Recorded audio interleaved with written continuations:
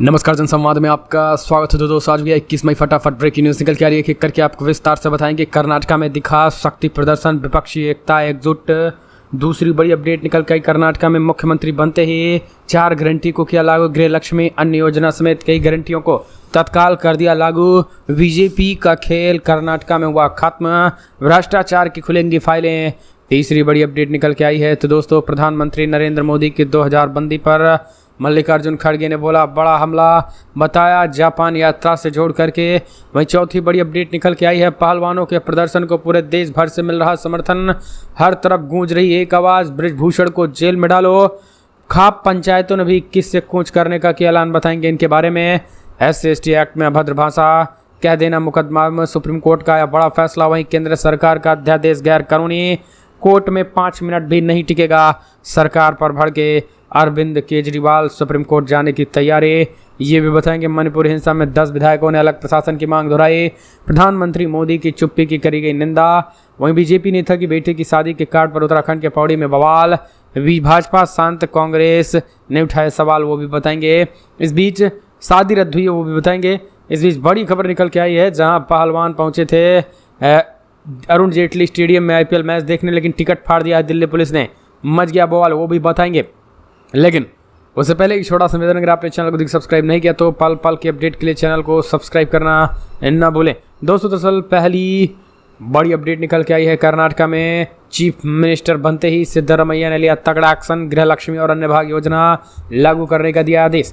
कर्नाटका के मुख्यमंत्री सिद्धरमैया ने गृह लक्ष्मी और अन्य भाग्य योजना को लागू करने का आदेश जारी कर दिया। सिद्धरमैया ने फैसला नई सरकार की कैबिनेट की पहली मीटिंग के बाद लिया है। गृह लक्ष्मी योजना को लागू होने के बाद कर्नाटका में परिवार की हर महिला मुखिया को 2000 रुपये हर महीने दिए जाएंगे। वहीं अन्य भाग्य योजना के तहत सभी BPL परिवार के प्रति सदस्य के हिसाब से हर महीने मुफ्त 10 किलो चावल दिया जाएगा। बता दें कर्नाटका में चुनाव प्रचार के दौरान कांग्रेस ने 5 गारंटी योजना की बात कही थी। कांग्रेस के सभी प्रमुख नेताओं ने दावा किया था कि सरकार बनने के बाद पहली कैबिनेट के बाद इन योजनाओं को लागू किया जाएगा। इन 5 गारंटी योजनाओं में से पहली योजना कर्नाटका सरकार ने लागू कर दी है। पहली योजना को कर्नाटका सरकार ने लागू कर दिया है, जिनमें गृह लक्ष्मी और अन्य योजना लागू करने के तत्काल मुख्यमंत्री चीफ मिनिस्टर सिद्धरमैया ने ऐलान कर दिया। अगली एक और अपडेट निकल के आई है। तो दोस्तों शपथ ग्रहण के बाद गरजे राहुल, कहा बीजेपी के पास पैसा पावर सब कुछ, पर जनता ने दिया था करारा जवाब। कहा 2 घंटे में लागू करेंगे अपनी गारंटी, 5 गारंटियों को, और लागू भी हो गया। दरअसल राहुल गांधी ने कल भड़कती हुई सरकार पर बड़ा हमला बोला था। एक बार फिर से पूंजीपति सरकार बताया और अपने घोषणा पत्र में उन्होंने कहा जो 5 वादे किए हैं सरकार सबसे पहले इन्हीं पर फैसला लेगी और जनता के लिए इन्हें लागू किया जाएगा। हम आपको साफ सुथरी और भ्रष्टाचार मुक्त सरकार देंगे। भ्रष्टाचार की कोई शिकायत आती है तो आप हमसे बताइएगा। इतना नहीं, सिद्धरमैया कैबिनेट के शपथ ग्रहण के बाद राहुल गांधी ने 5 गारंटी का वादा करते हुए कहा कि 5 गारंटी तत्काल लागू की जाएंगी, और जिसके ऐलान के बाद मुख्यमंत्री बनते ही सिद्धरमैया ने लागू कर दिया। अगली एक और अपडेट। सिद्धरमैया के शपथ ग्रहण में विपक्ष का दिखा तड़का, एकता की दिखी रंग। कर्नाटका में शनिवार को कल शपथ ग्रहण समारोह और मुख्यमंत्री सिद्धरमैया ने जहां मुख्यमंत्री पद की शपथ ली, वहीं DK शिवकुमार ने डिप्टी CM पद की समेत 8 विधायकों ने मंत्री पद की शपथ ली, जिनमें हिंदू मुस्लिम अगड़ा पिछड़ा सबका बराबर खासा ध्यान दिया गया था। लेकिन आपको बता दें यहाँ विपक्ष की जो तस्वीर दिखी वो कुछ इस तरीके से थी, जिनमें विपक्ष की बात करें तो NCP चीफ शरद पवार, जम्मू कश्मीर के पूर्व मुख्यमंत्री फारूक अब्दुल्ला, महबूबा मुफ्ती, बिहार के CM Nitish Kumar, deputy CM Tejashwi Yadav, रालोद नेता जयंत सिंह, अभिनेता से नेता बने कमल हासन, ये सारे के सारे लीडर वहां पे आए। कम्युनिस्ट पार्टी के भी तमाम बड़े नेता भी वहां पहुंचे। फिर इसके साथ साथ कांग्रेस शासित राज्यों के तमाम मुख्यमंत्री भी कल वहां पर पहुंचे थे। तो दोस्तों यहाँ पर सीधे तौर पर दोस्तों यहाँ पहुंचे हैं। अगली एक और अपडेट निकल के आई है। तो दोस्तों बिग ब्रेकिंग न्यूज़ निकल के आई है। पहलवानों के प्रदर्शन को पूरे देश से मिल रहा समर्थन। हर तरफ गूंज रही एक आवाज़, बृजभूषण को जेल में डालो, बृजभूषण को जेल में डालो। दरअसल जब कमज़ोरों के जिस्मों पर नफरत की सियासत रक्ष करे, जब इज्जत टूटने वालों पर खुद राज सिंहासन फख्र करे, मशहूर वैज्ञानिक और उर्दू कवि गौहर राजा ने जंतर मंतर पर अपनी यह नज्म पढ़ी तो वहाँ उठ रहे हर सवाल का मर्म अपने में समेटे हुए थे। जंतर मंतर पर न कोई जाति, न मजहब और न क्षेत्र की दीवारें, पदकों से देश की झोली भर देने वाली बेटियों के हर हक में पूरे देश की आवाज़ गूंज रही है। ब्रजेश माफिया ब्रजभूषण शरण सिंह को जेल की सलाखों के पीछे डालने के इस आंदोलन को महज एक क्षेत्र और जाति तक समेट देने के लिए हर सरकारी हथकंडे का जवाब है। केंद्र की सत्ता में बैठे हुक्मरानों को ये बात समझ में आनी चाहिए कि ताकतवर माफिया ब्रजभूषण शरण सिंह की यौन शोषण का शिकार हुई महिला पहलवानों का आंदोलन अब हिंदुस्तान का आंदोलन बन चुका है। ये कोई सामान्य बेटियां नहीं है। देश ने दुनिया के मंच पर इन बेटियों को तिरंगा उठा देखा है। इन बेटियों के एक पदक हासिल करते वक्त पूरा देश झूमा था, लेकिन आज इनके कोमल कोमल जिस्मों पर राजनीति की जा रही है और इसी तरीके से उन्होंने हस्ताक्षर अभियान चलाया गया, जहां ब्रजभूषण की गिरफ्तारी को लेकर जंतर मंतर बड़े पैमाने पर लोगों ने हस्ताक्षर किए। इसी बीच आपको बता दें, दिनेश फोगाट ने चेतावनी देते हुए कहा है कि अब खाप पंचायतें जो फैसला लेंगी उससे देश को नुकसान पहुंचेगा। हम चाहते हैं कि सरकार तत्काल फैसला ले ले, वरना खाप पंचायतों के फैसले से फिर मोदी सरकार और देश को नुकसान होगा। हम नहीं चाहते हैं कि देश से नुकसान हो। वैसे खाप पंचायतें आज से जंतर मंतर कूच की तैयारी कर रही हैं। एक और अपडेट, पीएम मोदी जापान यात्रा को नोटबंदी से कनेक्शन, खड़गे भड़के 2000 के नोटबंदी पर बड़ा हमला। कांग्रेस नेता के कांग्रेस पार्टी के राष्ट्रीय अध्यक्ष मल्लिकार्जुन खड़गे ने शनिवार को भारतीय रिजर्व बैंक द्वारा 2000 रुपए के नोटों को वापस लेने की घोषणा को लेकर प्रधानमंत्री मोदी पर कटाक्ष किया। खड़गे ने कहा है कि हर बार जब पीएम जापान यात्रा पर जाते हैं तो वो नोटबंदी जारी करते हैं। खड़गे की ये टिप्पणी उस समय जब वे बेंगलुरु में सिद्धरमैया और उनके मंत्रिमंडल के शपथ ग्रहण समारोह में सभा को संबोधित कर रहे थे। नोटबंदी के बीच पीएम पर निशाना साधते हुए खड़गे ने दावा किया, केंद्रीय बैंकों के फैसले से जनता को एक और परेशानी होगी, जैसे 2016 में 500 और 1000 रुपये की नोटबंदी के बाद हुई थी। अगली एक और अपडेट निकल के आई है। केंद्र सरकार के अध्यादेश पर भड़के केजरीवाल बताया गैर कानूनी, कहा 5 मिनट भी नहीं टिकेगा कोर्ट में। केंद्र के अध्यादेश पर दिल्ली के मुख्यमंत्री अरविंद केजरीवाल ने शनिवार को प्रेस कॉन्फ्रेंस की। इस दौरान उन्होंने कहा है कि केंद्र की ये सोची समझी साजिश है। यह अध्यादेश की टाइमिंग भी प्लान के तहत थी। उन्हें ही पता था कि इस समय अध्यादेश को सुप्रीम कोर्ट में चुनौती देंगे। केंद्र सरकार और राज्यपाल कोर्ट के बंद होने का इंतजार कर रहे थे। ये पहला अध्यादेश क्यों नहीं लाए? यह अध्यादेश पूरी तरीके से गैर कानूनी और जनतंत्र के खिलाफ है। सीएम केजरीवाल ने आगे कहा है कि केंद्र का अध्यादेश जनतंत्र और दिल्ली की जनता के साथ धोखा है। हम तो बहुत छोटे लोग हैं। केंद्र सरकार अब सुप्रीम कोर्ट को चैलेंज कर रही है, तुम जो मर्जी आदेश दे दो, हम उन्हें बदल लेंगे। आम आदमी पार्टी को प्रचंड बहुमत मिला, लेकिन केंद्र हमेशा हमारी सरकार को रोकने का काम करती रही है। सीएम ने कहा है कि दिल्ली के लोग बार बार कहा कि आम आदमी पार्टी की सरकार चाहिए, लेकिन उन्होंने बार बार आम आदमी पार्टी को काम करने से रोका है। सीधे तौर पर सुप्रीम कोर्ट इस अध्यादेश के खिलाफ सुप्रीम कोर्ट जाने की तैयारी में है अरविंद केजरीवाल। अगली एक और अपडेट निकल के आई है। बीजेपी नेता की बेटी की शादी के कार्ड पर उत्तराखंड के पौड़ी में बवाल, भाजपा कांग्रेस ने उठाए सवाल। दरअसल उत्तराखंड के एक बीजेपी नेता की बेटी की शादी का मामला शांत नहीं हुआ। भाजपा इस मामले में नरम तो है, लेकिन कांग्रेस ने जमकर तंज कसा। अंतरधार्मिक विवाह को लेकर कई संगठन भी सामने आ गए। पौड़ी में एक भाजपा नेता के परिवार में अंतरधार्मिक विवाह को लेकर भाजपा का रुख जहां नरम है, वहीं कांग्रेस ने इसे उदाहरण के तौर पर पेश करते हुए भाजपा की राजनीति पर सवाल उठाए हैं। हालांकि दोनों प्रमुख दल सीधे तौर पर विवाह पर कोई टिप्पणी नहीं कर रहे हैं। ये मामला लगातार सोशल मीडिया पर गरमाया हुआ है। अंतरधार्मिक विवाह के खिलाफ जमकर प्रदर्शन कर चेतावनी भी दी गई। विश्व हिंदू परिषद और बजरंग दल ने पौड़ी में अंतरधार्मिक विवाह को अनुचित बताते हुए इसका विरोध किया। विरोध स्वरूप विश्व हिंदू परिषद और बजरंग दल कार्यकर्ताओं ने जुलूस निकाल शादी खिलाफ प्रदर्शन किया। विवाह के विरोध में बाजार बंद करने की चेतावनी दी गई और इस दौरान विश्व हिंदू परिषद प्रमुख गढ़वाल संभाग अवधेश ने वर्तमान में शादी के कार्ड सोशल मीडिया पे वायरल बताया, जिसको देखते हुए बीजेपी नेता ने 28 मई को होने वाली शादी को रद्द कर दिया और इस पर बैकफुट हो गए, जिससे कांग्रेस पार्टी भड़क गई है। अगली एक और अपडेट, मणिपुर हिंसा 10 विधायकों ने अलग प्रशासन की मांग दोहराई, प्रधानमंत्री मोदी की चुप्पी की निंदा की। दरअसल आपको बता दें, कांग्रेस ने मणिपुर में हिंसा भड़काने के 15 दिन बाद भी प्रधानमंत्री मोदी की चुप्पी पर गुरुवार को सवाल उठाया और इंटरनेट पर प्रतिबंध के कारण आम लोगों को हो रही परेशानियों की ओर इशारा किया। इसके अलावा हिंसा के बाद चिनकुची, मिजो और समुदायों से ताल्लुक रखने वाले कम से कम 10 विधायकों को एक बार फिर अलग प्रशासन की मांग दोहराई। द हिंदू की एक रिपोर्ट के मुताबिक अपने ट्विटर हैंडल पर पोस्ट किए गए एक बयान में कांग्रेस संचार प्रमुख जयराम रमेश ने कहा है कि गृह मंत्री अमित शाह या किसी अन्य कैबिनेट मंत्री ने हिंसा प्रभावित पूर्वोत्तर राज्य का दौरा नहीं किया। रमेश ने कहा कि मणिपुर में हिंसा और इंटरनेट पर प्रतिबंध को 15 दिन हो गए हैं। कल 17 मई इंटरनेट पर प्रतिबंध 5 दिनों के लिए और बढ़ा दिया गया। बैंकिंग, ई कॉमर्स और ई बिल का भुगतान, ई टिकट, व्यवसाय, घर से काम, शिक्षा और कई अन्य आवश्यक सेवाएं ठप पड़ी हैं। अगली एक और अपडेट निकल के आई हैं। तो दोस्तों, बिग ब्रेकिंग आपको बता दें, जहां कश्मीर को विवादित क्षेत्र बता चीन ने G20 की बैठक में शामिल होने से किया इनकार, भारत ने दिया जवाब। दरअसल चीन ने जम्मू कश्मीर में G20 की बैठक आयोजित करने का विरोध किया। अभी तक तुर्की और सऊदी अरब ने भी श्रीनगर में होने वाले एक कार्यक्रम के लिए रजिस्ट्रेशन नहीं कराया था। शुक्रवार को चीनी विदेश मंत्रालय के प्रवक्ता वांग बेमियान ने कहा है कि चीन विवादित क्षेत्रों में किसी भी रूप में G20 बैठक आयोजित करने की दृढ़ता से विरोध करता है और ऐसी बैठकों में शामिल नहीं होगा। वहीं भारत ने भी चीन को करारा जवाब दिया है। भारत ने कहा है कि अपने क्षेत्र में बैठकें करने के लिए स्वतंत्र है। साथ ही भारत ने कहा है कि चीन के साथ सामान्य संबंधों के लिए उसकी सीमा पर अमन चैन जरूरी है।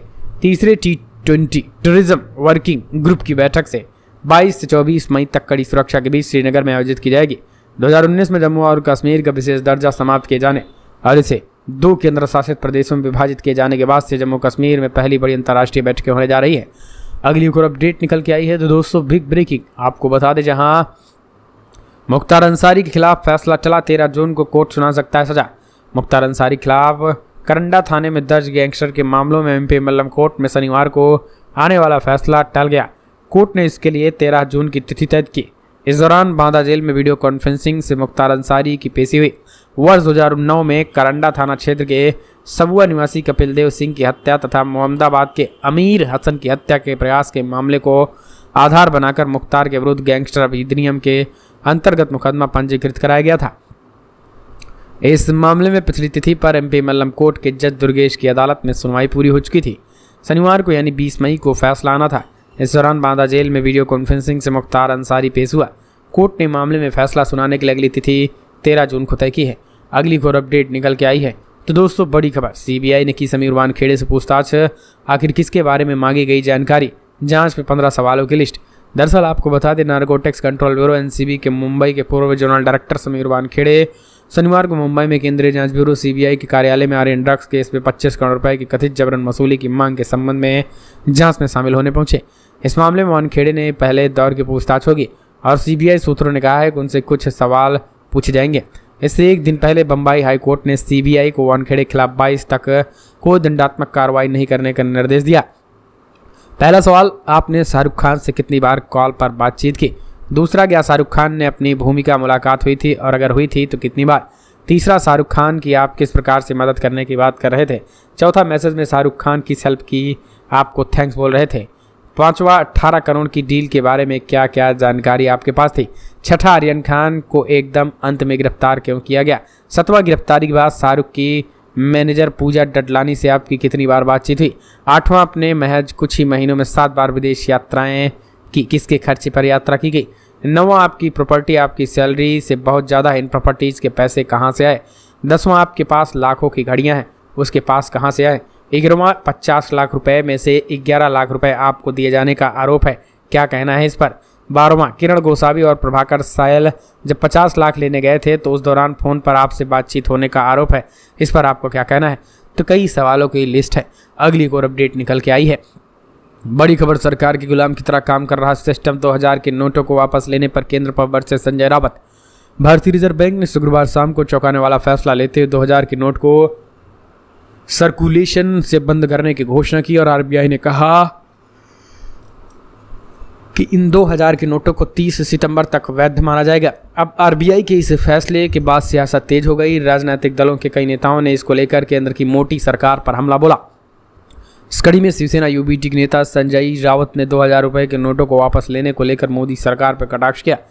शिवसेना नेता संजय रावत ने शनिवार को 2000 रुपए के नोटों को वापस लेने को केंद्र सरकार पर निशाना साधा। उन्होंने कहा, देश का सिस्टम सरकार के गुलाम की तरह काम कर रहा। उन्होंने ये भी आरोप लगाया कि ज़्यादातर काला धन भाजपा नेताओं और उनके दोस्तों के पास है और वो पहले ही बदला चुके हैं। अगली एक और अपडेट निकल के आई है, आपको बता दें, बिग ब्रेकिंग, कर्नाटक में मिली हार से BJP सतर्क। मध्य प्रदेश में बदली रणनीति, सिंधिया गुट के विधायकों को लेकर अलर्ट। क्या सिंधिया गुट के विधायक कर सकते हैं बगावत? कर्नाटक में चुनावी हार के बाद भाजपा नेतृत्व अपनी सत्ता वाले राज्यों को लेकर सतर्क हो गई है, खासकर मध्य प्रदेश को लेकर, जहां इस साल के आखिरी में विधानसभा चुनाव होने हैं। पार्टी नेतृत्व राज्य की हर सीट का फीडबैक हासिल कर रहा, साथ ही संगठनात्मक स्थिति की भी सतत समीक्षा की जा रही है। कुछ बदलाव किए जाने की भी संभावना जताई जा रही है। लोकसभा चुनाव के पहले इस साल के आखिर में जिन 5 राज्यों में चुनाव होने हैं उनमें केवल मध्य प्रदेश में भाजपा की सरकार है, छत्तीसगढ़ व राजस्थान में कांग्रेस, तेलंगाना BRS व मिजोरम में MNF की सरकार है। ऐसे में लोकसभा चुनाव के लिए भाजपा पर मध्य प्रदेश में सत्ता बरकरार रखने का दबाव है। हाल ही में भाजपा ने अपनी सत्ता वाले 2 राज्य कर्नाटक व हिमाचल प्रदेश गंवा दिए हैं। फिलहाल कमेंट्स माध्यम से अपने सुझाव दे। सुनिए केजरीवाल ने क्या कुछ कहा।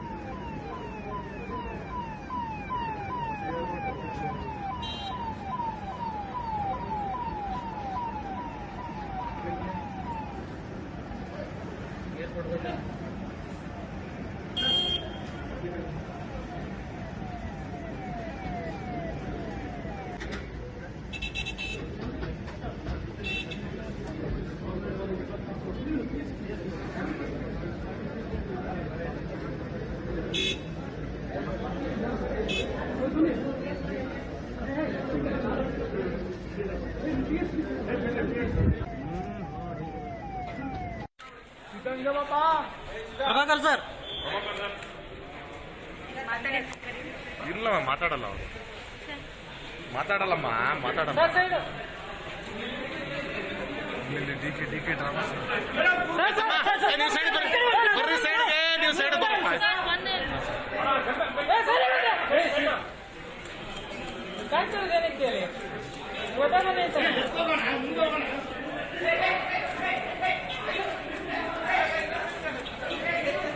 ठीक है सर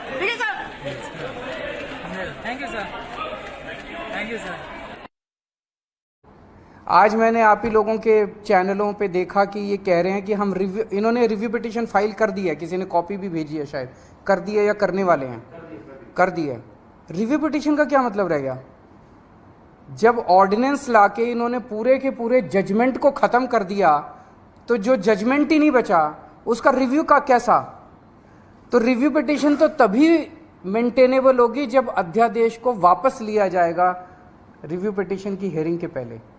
तो ये क्या ये इंडिकेशन है कि जैसे ही सुप्रीम कोर्ट खुलेगा इस अध्यादेश को वापस ले लिया जाएगा? नहीं तो रिव्यू पिटीशन का मतलब ही नहीं है। जज तो यही कहेंगे कि भाई तुमने तो सारा हमारा जजमेंट खत्म कर दिया, तो रिव्यू पिटीशन किस बात की है? रिव्यू पिटीशन तो कुछ है ही नहीं। तो ऐसा लगता है कि ये केवल एक भद्दा मजाक किया गया है जनतंत्र के खिलाफ, देश के लोगों के साथ, दिल्ली के 2 करोड़ लोगों के साथ। एक तरह से सुप्रीम कोर्ट ने जजमेंट दिया, क्लियर जजमेंट दिया कि दिल्ली की चुनी हुई सरकार को पूरा अधिकार है दिल्ली चलाने का, 3 सब्जेक्ट्स छोड़ के, police, law and order and land, बाकी सारे सब्जेक्ट्स हमारे पास हैं। उस जजमेंट को 1 हफ्ते के अंदर ये अध्यादेश लाके अगर ये टर्न डाउन कर देते हैं तो ये आम आदमी पार्टी तो बहुत छोटी सी पार्टी है, हम तो बहुत छोटे लोग हैं। ये तो सीधे सीधे केंद्र सरकार सुप्रीम कोर्ट को चुनौती दे रही है, सुप्रीम कोर्ट को चैलेंज कर रही है कि तुम जो मर्जी ऑर्डर कर लो, तुम्हारे सारे ऑर्डर हम 2 मिनट के अंदर ऑर्डिनेंस लाके, बिल लाके सब खत्म कर देंगे। ये चैलेंज इन्होंने ये सुप्रीम कोर्ट की मैजेस्टी को चैलेंज किया जा रहा है, उनकी पावर को चैलेंज किया जा रहा है कि तुम जो मर्जी ऑर्डर कर दो, हम तुम्हारे सारे ऑर्डर खत्म कर देंगे। सुप्रीम कोर्ट की इंसल्ट की जा रही है। This is a direct contempt of supreme court. सरकार का लक्ष्य जो हमारे किसान हैं, मजदूर हैं, छोटे दुकानदार हैं, युवा हैं, उनकी रक्षा करना और उनके भविष्य को सुनहरा बनाना है। ನಮ್ಮ ಸರ್ಕಾರದ ಗುರಿ ಇರತಕ್ಕಂತದ್ದು ರಾಜ್ಯದಲ್ಲಿರತಕ್ಕಂತ ರೈತರು, ಕಿರಾಣಿ ಅಂಗಡಿದವರು, ಯುವಕರು, ವಿದ್ಯಾವಂತರು, ಉದ್ಯೋಗಕ್ಕೆ ಹೋಗಂತವರು ಅವರೆಲ್ಲರಿಗೂ ಕೂಡ ನೆರವಾಗಿ ನಿಂತ್ಕೋಬೇಕನ್ನಂತದ್ದು हम आपको एक साफ सुथरी नॉन करप्ट सरकार देंगे। ನಾವೊಂದು ಭ್ರಷ್ಟಾಚಾರ ಮುಕ್ತವಾದಂತ ಸುಸಂದ್ರವಾದಂತ ಸರ್ಕಾರನ ತಮ್ಮೆಲ್ಲರಿಗೂ ಕೂಡ ಈ ಸಂದರ್ಭದಲ್ಲಿ ಕೊಡ್ತೀವಿ ಅಂತ ಆಶ್ವಾಸನೆ ಕೊಡ್ತೀವಿ। एक बार फिर कर्नाटक के हर युवा माताओं और बहनों को धन्यवाद। ನಾನು ಮತ್ತೊಮ್ಮೆ ಕರ್ನಾಟಕ ರಾಜ್ಯದ ಎಲ್ಲ ಯುವಕರಿಗೆ, ಅಕ್ಕ ತಂಗಿಯಂದ್ರಿಗೆ, ತಾಯಂದ್ರಿಗೆ ಧನ್ಯವಾದ ಹೇಳ್ತೀನಿ। आपने अपना प्यार और अपनी शक्ति कांग्रेस पार्टी को दी, हम इस बात को कभी नहीं भूलेंगे। ನೀವು ನಿಮ್ಮೆಲ್ಲರ ಪ್ರೀತಿ, ವಿಶ್ವಾಸನ, ಶಕ್ತಿನ ಕಾಂಗ್ರೆಸ್ ಪಕ್ಷಕ್ಕೆ ಕೊಟ್ಟಿದ್ದೀರಾ, ಇದನ್ನ ನಾವು ಯಾವತ್ತೂ ಕೂಡ ಮರೆಯಕ್ಕೆ ಸಾಧ್ಯವಾಗಲ್ಲ। ये सरकार कर्नाटक की जनता की सरकार है, आपकी सरकार है। ಈ ಒಂದು ಕಾಂಗ್ರೆಸ್ ಸರ್ಕಾರ ಕರ್ನಾಟಕದ ಜನತೆಯ ಸರ್ಕಾರ, ತಮ್ಮೆಲ್ಲರ ಸರ್ಕಾರ। और ये दिल से आपके लिए काम करेगी। ಇವರು ಮನಸ್ಪೂರ್ವಕವಾಗಿ, ಶ್ರದ್ಧೆಯಾಗಿ ನಿಮ್ಗೋಸ್ಕರ ದುಡಿತಾರೆ। नमस्कार, जय हिंद। ನಮಸ್ಕಾರ, ಜೈ ಹಿಂದ್।